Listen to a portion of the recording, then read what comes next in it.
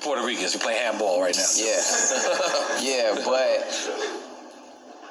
Yeah. I mean, that was some bullshit how he was saying. Okay, no, let's take a shot, then we're going to get into that. Let's take one shot. This is just because we want to make sure. Because, okay, you okay. I thought you were going to wait for me. Okay. I'll take it with you. Yeah, come on. We're going to take it together, baby. Talk about this shit.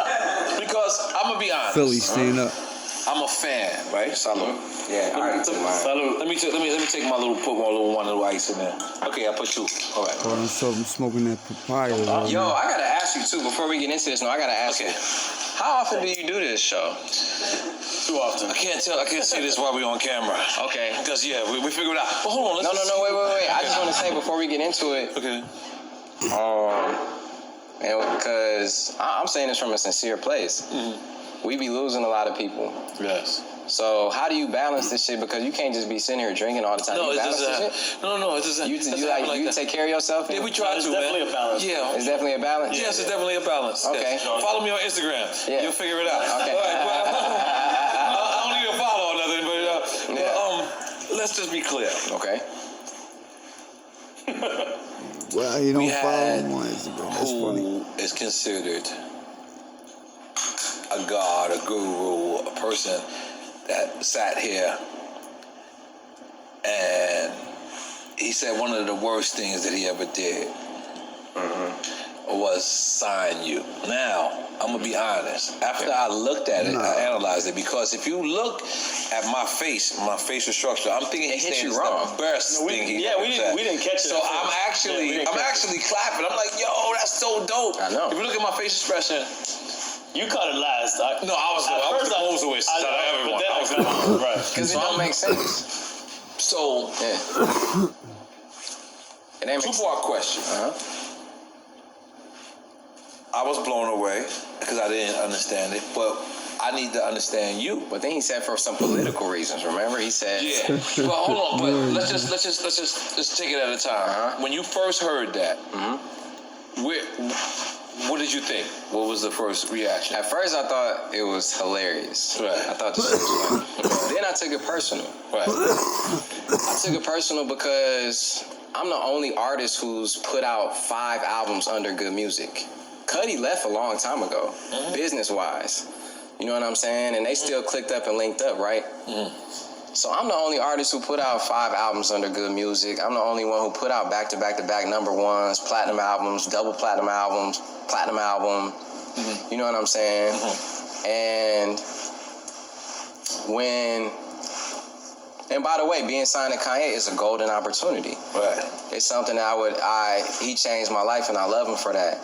But every time Kanye has called on me, every single time, no matter what I was doing, within 1 day's notice, I'm wherever he's at, bro. And whether it's to contribute to him in the studio, whether it's to contribute a line, write a verse for him, he just take maybe parts of the verse, maybe the whole verse, maybe just to help him with his vibe, like just to help him catch a vibe wherever he's at in the world, bro. I've traveled around the world for this man every time he's called, and have done this and not asked for publishing a lot of the times. Why?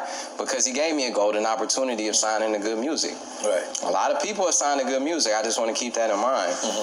But not a lot of people nobody on Good Music has put out 5 LPs and back-to-back-to-back number ones, right? So for irony's sake, in 2015, when I won a VMA with Ye and John Legend, for irony's sake, for One Man Could Change the World, I was the first person to tweet Kanye for president. The first one. Right? Yeah, I'm listening. Okay, so when I heard what he was talking about, it didn't make sense, bro, because, you know, my manager saw my record deal and said, this is a shitty record deal. I would never say that, though, because why? It was an opportunity. I could work my way out of anything. And when you say management, you're not saying Roc Nation? Yeah, I'm saying Roc Nation. Okay, Roc Nation, okay. Yeah, who actually he hooked me up with. Yeah, I'm saying Roc Nation. I'm saying Jay Brown. Said it was the worst deal he'd ever seen. Wow. And this man, I had to spend my own money auditing my label because millions of dollars are missing, and you can tell when millions of dollars are missing. Of course. Right? Yes. You should be. I spent hundreds of thousands of dollars on my label, thinking Universal owed me this money, and the money had been paid to Good Music. So let me ask you before we finish. No, let me ask you, bro. Yeah. If somebody owed you $500,000, how would you feel? Yeah. No, listen. How would you feel? I would feel fucked. And they was up 100 million. How would you feel? Yeah, crazy. What if they owed you $1 million? Yeah. What if they owed you $3 million? Right. Okay, what if they owed you $5 million? Right. Whoa. What if they owed you 6? Wow. No, listen. He's going what up. if they owed you that, bro? Right. I understand. And you showed up for them and you did all these things, 6 right? million. Right. And they up billions. Right. Ooh. And then the nigga who comes at them, who talks the most shit, he be bigging up in the interview and shit. You just gave him 50 million. When- What we talking about? This is Drink Champs Talking about Drake, Okay. who he, loves. And my thing is, bro, when you want to talk about loyal to a fault, Right. That's what you talking about. when you talk about that song, or not just that song, just the mentality, like, yeah, I've been loyal because I feel like I'm the only one who stayed that long for good music. So yeah, it was a personal, it affected me personally, bro. And he texted me the next day and said, I want to meet with you and your mom to begin healing on both sides. And I was angry. We talking about after what? Yeah, after you that gotta shit fight, aired. man. Oh, after this? Not the Okay. Sunday service when y'all saw each other. No, he ain't say nothing there. Okay. After this aired. Yes. Okay, good. Continue.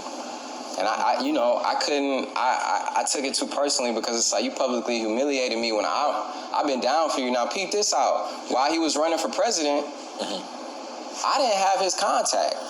I purposely didn't endorse anybody publicly, politically, because my man's is running. I don't even have his contact at the time.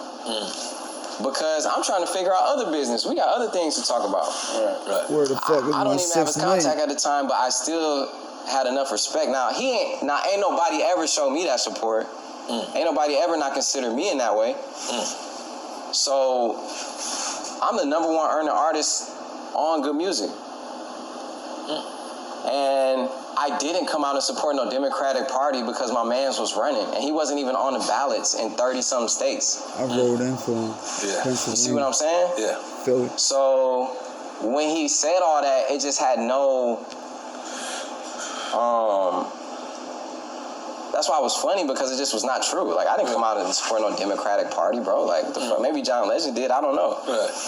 I didn't. But to be fair, he said both of y'all did. But was it that, or was it talking he about said- when he met with Trump? Because I feel like that's where a lot of. And by the way, I was there the day when he met with Trump on the plane with him. Get out of here. We flew to Uganda, to Africa. I was there on the plane with him and Kim and his daughter and his dad. Wow. Flying to Uganda. We reading about how black people are the real Israelites and all this amazing history. I'm on the plane reading with him, giving him nutritional suggestions, because my mom is a health guru. You know what I'm saying? So it was hurtful. It was hurtful, bro. And I believe you. And it just don't make no sense that, like I said, I spent hundreds of thousands of dollars and I don't even know if it's on his radar like that, because when I see him, I respect him enough not to be bringing that shit up to his face in the middle of a Sunday service. I ain't gonna be like, hey, what's up? You owe me $6 million. You owe me fucking millions of dollars. Right. So how does this $6 million accumulate? You go to Universal. You say No, because I got an auditor. This isn't me making up a number. I got an auditor who audited the books, you know what I'm saying? And it was more than that. Some of it has been paid. And to me, it's just like, I'm an authentic person, bro. I'm gonna keep it real, and I ain't gonna blast my brother. I'm not trying to tear nobody down. I'm not trying to tear you down. Man, changed my life. Right. But gotta speak your piece. if you up B's and you owe me this money that probably ain't nothing to him, that's life-changing money for me. You know, that could go towards things I'm trying to do. Like you said, I'm building a movie theater. I'm doing all these things. I'm trying to help my community. I'm, doing a VC. I'm, like, invested in a lot of things, an angel investor.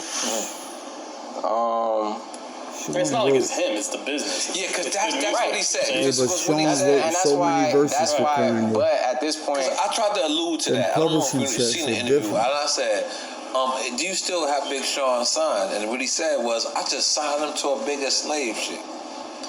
Did you see that part where he said that? no. I said, but do you still have, he said, I signed him to a bigger slave ship, meaning he's trying to say that your deal is basically with Vivendi. It's basically with Universal Def Jam.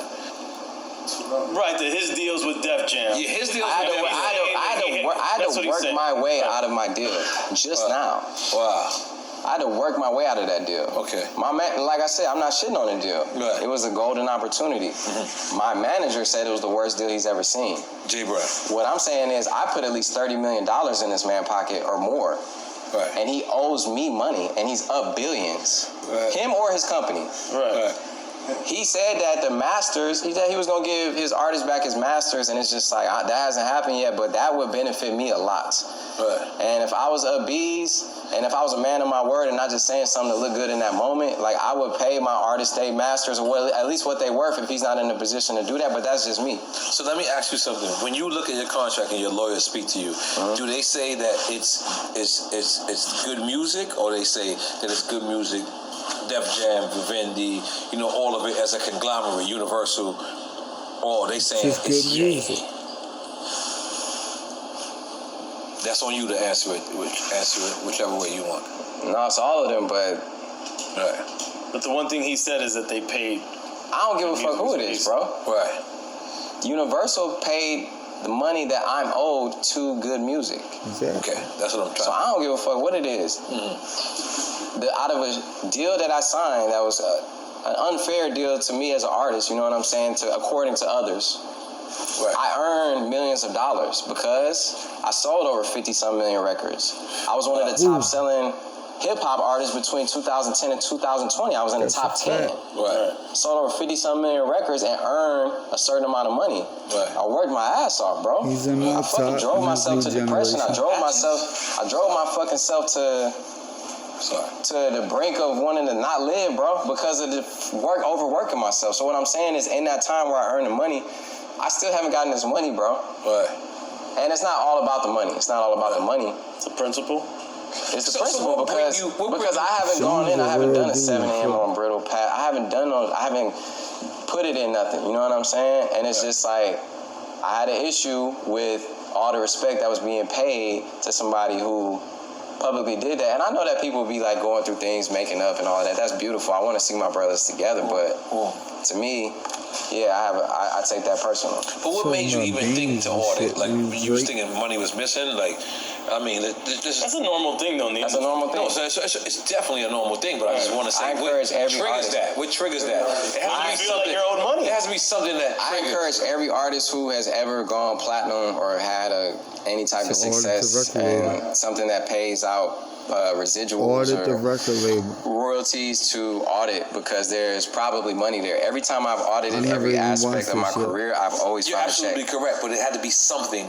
Jay Brown did. Jay Brown just came to you and said, I "Yo, listen." know that. He said, when the last time you audited the label? I said, I never have.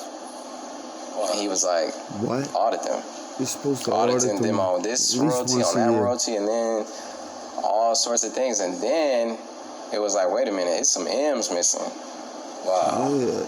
That's why you do it every year. So, so like I'm saying, I also learned I can't be angry. I'm not angry because that's too much of a burden for me to carry, always. You know what I'm saying? I don't take it personal. That's what we was nervous about. But we was nervous. When they said, Big Shawn, I was like, oh shit, I don't want Big Shawn. And just like, it's like just, No, I love Kanye, bro. Okay, I respect. I love him for the opportunity he gave me and all these things. Right. But I thought what he said was some bitch ass shit. Mm-hmm. And I thought that that wasn't godly. That wasn't. It was just like it was a personal attack for no reason. I feel like he didn't have to do all that. Right. And the facts that why he said it was completely wrong. I didn't come out and endorse no political party. I didn't because my mans was voting, literally. Right. And I know it's a deeper reason why it goes back to all of that. I don't even know. That might be something that I can talk about another time, but it all goes back to the song Blessings. Everything goes back to like something to do with Drake. I mean, not to be funny, but it's just like the obsession. So let's just be clear. Did you think that he didn't want you to have Drake on that record? Or did he want to be on that record? It was me and Drake. It was me and Drake. My album was immediately due that day. I played him. I had been playing him the music, played him the final album. He said he heard Blessings and said, I have to be on here.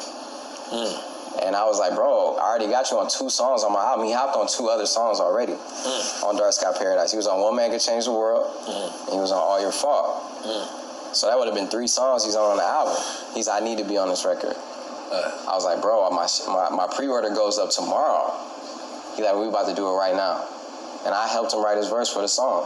For Blessings. For Blessings. Okay. So I hit up Drake. Drake was the one who came up with the idea of the song. Drake had a concept, like, you know, a little scratch of the hook. We got in the studio and finished it together. So when I talked to Drake about it, Drake didn't want Kanye on there. I wouldn't say he didn't want him on it. I said the song is already done, you know. He was just kind of on some like, it don't really need all that. It's already long. It was 3 verses already. I've been telling people for years that Shawn been ghostwriting for Kanye. They don't want to believe me. You could tell just by the flow on the song with him, Eminem, Wayne. You could just tell by the flow on that verse that who wrote it. But and he was like, I mean, we don't really need him on it. But what I said was, and by the way, I helped Kanye write his verse. I said, bro gotta be on it, bro. Like, you know what I mean? Like, he said he had to be on it. He got to be on it. So, and I feel like that kind of, I don't know if that had any effect on me and Drake relationship, but like I said, Drake wasn't like, don't put him on this shit. Right. But I got the vibes, you know what I'm saying? That's it. So anyway, I write the verse with Ye. I tell everybody in the studio, send it to mastering. His engineer, another person was in the room, another person who was the CEO of Good, send it to I'm like, my shit comes out tomorrow. Okay, for sure. Next day, I hit up mastering. I'm not an A&R, by the way, and I'm calling mastering. You get the verse? No, we didn't get any verse. My A&R like, yo, your pre-order is up. And it's going crazy. What verse you didn't get? You didn't get Ye verse? I didn't get Ye verse to mastering. Okay. Pre-order going crazy. Yeah. Talk to Ye on the phone, bro. Pre-order going crazy, we gonna do the radio and the video version for Blessings. Is that cool? Yeah, it's cool. Because he didn't get into mastering. Right? I can see where this started from. Okay, cool. Everything happens, videos, songs, you know, crazy. Next thing I know, we're shooting a video, and he's spazzing on me. Like, you did this because of, you ain't do this because of, like I'm loyal to Drake over him or something.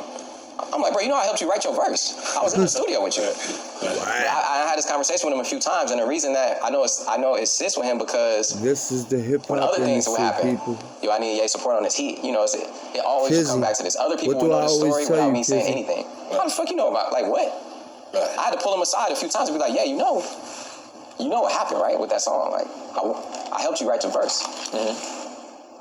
So that's one aspect. Could be more. And like I said, I ain't on here gossiping and telling what it is. What I'm saying is this shit got to do with this is shit that I've been holding around and carrying around as a soldier, as some shit. But it's been bothering me, bro. It's been bothering me, and I'm tired of like not being able to speak out because of other people and shit. When people don't got that same regard for me, like I ain't motherfucking put the work in, or like I ain't showed up for people or carried a label on my back. So, but how it was, I don't know if you heard the Breakfast Club after the interview dropped. The Breakfast Club did a survey, right? And they was like, well, who do you guys agree with? Do you agree with Kanye, or do you agree with Big Sean? Did you hear this on the Breakfast Club? Oh, Angela, yeah, I did, yeah. You heard that, right? Yeah, because Yee is my dog, so is Charlamagne and Envy. Yeah, right. Yeah. So they did a survey, and a lot of people. I didn't see the actual thing because, bro, I heard about it. Somebody hit me like, yo, they were showing love. You see how people supporting you, but yeah, they were. It was. I would say it was like pretty even, right? So what happened was they were saying. So how Ye described it on our show was that you just went and supported, I guess, Hillary Clinton or the Democrats or whatever, and I didn't. Go ahead. Yeah, and I didn't. Here's how you described it. No, right? Here's the thing. Okay, go ahead. And I didn't. Right. Go ahead. And I did not. Go ahead. In fact, I supported him, and while he was running for president, I didn't even have his fucking number. Right. And I'm trying to reach out to him. So what I'm supposed to do? Support somebody that I can't even get in contact with at the time? Which I still did. You can't get in contact So, with Hillary neither, though. I don't care what people agree with me. If you think that like I'm wrong in any way in this situation, I feel you. You love this man. Right. I love this man. Whatever it is, you know what I'm saying? But that's some fucking bullshit though. Right. So listen, because it's not true. Okay. So but let's take it from how he everybody knows Ye's crazy. Okay. In his mind, he's running for president. He puts on a MAGA hat. Right. Which I don't agree with. Well, he's not running for president putting the MAGA hat on. Yeah. That's not what happens. I mean, this is pretty much still. fucking It's kick in the that bag out of here. situation. No, I'm Yeah. saying those two things are different, in my opinion. He wasn't Are running they at the same different? time.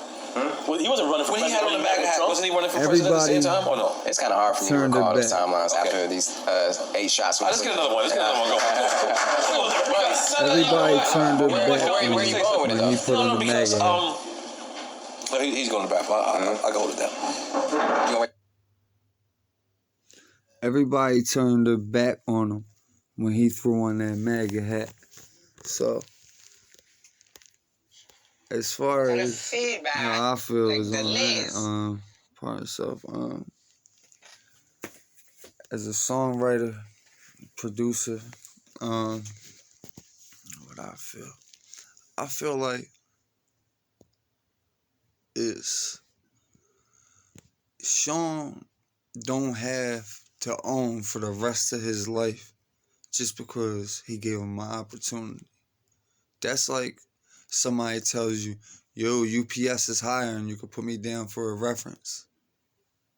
Because that's all he did was refer Big Sean to Def Jam and got him signed. But he got him signed to his LLC. And when you get him signed to your LLC, you know what it is. You signed the deal. You didn't sign with Def Jam. You signed with Good Music. You signed with Kanye. So you signed with the person that's under, first of all, Universal's up here. Then it's Def Jam. Then it's Good Music. Then it's Big Sean. Right? So, but look at somebody like Drake who came in the game. It was even a lot worse for him.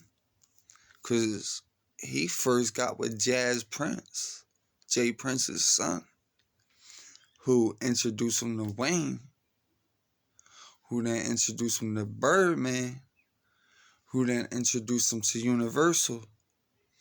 And there's a couple other little pieces in there. So imagine how, that's why Pusha T on the Exodus song, when he dissed Drake, he said, you signed the one, they signed the one, they signed it. But if you know hip hop, then you know what I'm talking about. But yeah, man, this is how these contracts are. And I tell my man Kizzy this all the time. I tell him that, like, it's the same thing with CyHi the Prince.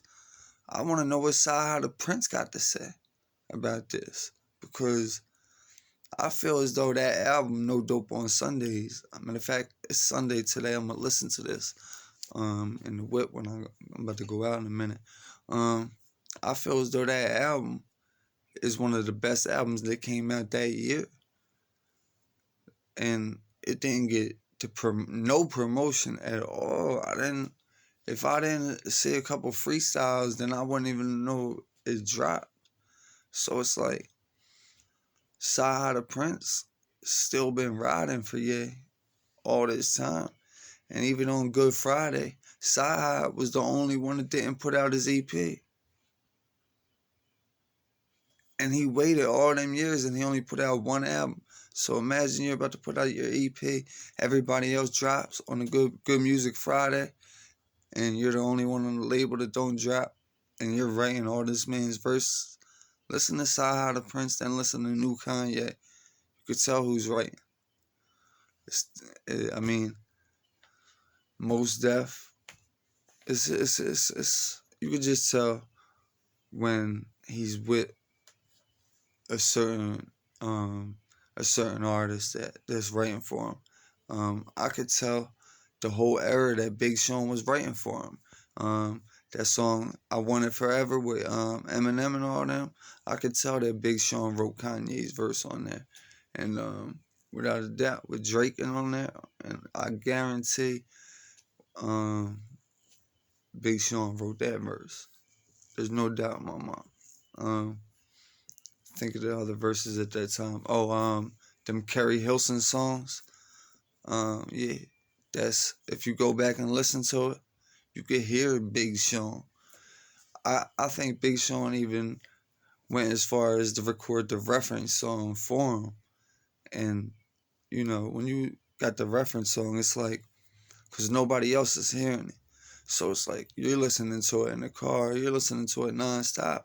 So then by the time you go to record it, you're listening to Big Sean's version nonstop. So you go to record your version, you know Big Sean's verse by heart, so you could put your whole swag in it. You could put your ad-libs on it and all. So then you can perfect it. So it's different when, somebody writes a verse for you. It's kind of like, you got a hit record on a low and nobody else hears it. And then you re-record it and you spit the bars that were on the hit record. And, hey, more props to Kanye, man. And, he's a musical genius. That's why, they call him a great producer. And I'm not trying to ruffle no feathers or nothing like that. I'm just trying to let people know how the music industry is. And that was Big Sean's fault, though, at the same time. Because if he was getting money throwing parties through Detroit and all that, then he should have been able to put himself in a position to talk to Interscope himself at that time. And he was saying there was no way to put out his music. Like, you gotta remember, man, I put out my music on MySpace. I put out mixtapes, that piff, all that. So that's no excuse, man. On that part. That was Big Sean who was waiting outside the radio station and, calling up the radio station to rap for Kanye. So, whatever. Kanye probably looks at it as like this kid, he was begging for a deal. When I met him, he was nobody. He was begging for a deal. Then I left him for 15 months or whatever. And, he was stuck until I came back and I gave him the contract. But look at it from Big Sean's point of view.